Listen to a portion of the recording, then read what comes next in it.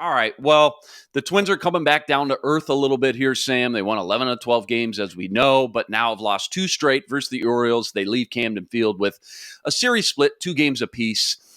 Tough to break these games down every single day and have too much of a knee-jerk reaction, but any big takeaways, I guess, from last night's 5-3 loss?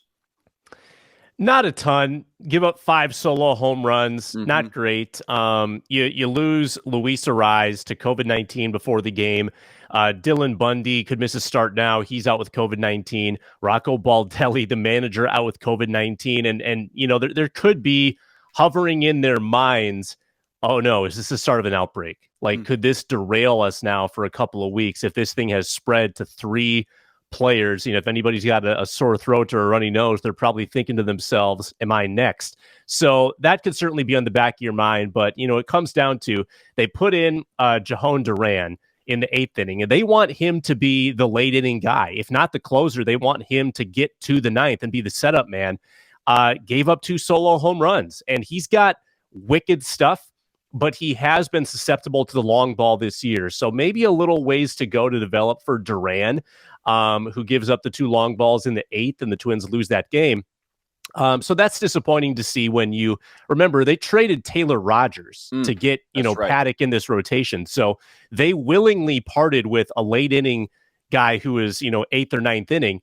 And they were hoping Duran could fill that spot. And so far, the results have been mixed. You'd like him to stabilize things a bit, keep the ball down.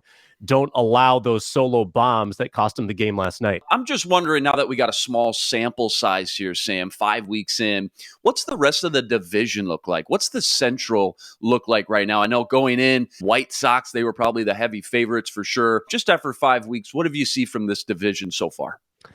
Yeah, it's hard to judge any division after the first month of the year, but I think disappointment for the White Sox. Certainly, they started out pretty nicely in like the first week, and then rattled off 7 losses in a row. So that they plunged well below 500. The Twins were part of that; they swept them.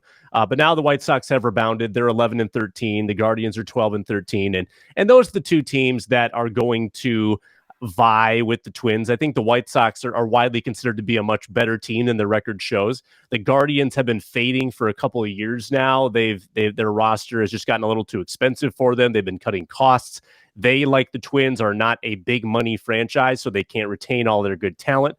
So the Guardians aren't nearly the threat they used to be. But overall, Luke, I think this is a weak division. I don't think it's going to take more than 90 wins to win it. The Royals and Tigers appear to be in the doldrums, in the basement, whatever you want to label it. 8-15, 8-16. I feel like we're going to see more of the same from those teams as the year goes on. And when you play these teams, 19 times a year, plenty of opportunities to beat up on them. So that's going to inflate the Twins' record. And I feel like it's a 3-horse race to win this division, maybe even a 2-horse race if the Guardians drop out. Man, you look at some of the other divisions. Look at the East, obviously stacked every year. Yankees, Rays, Blue Jays, all above 500. The West as well. The Angels are red hot.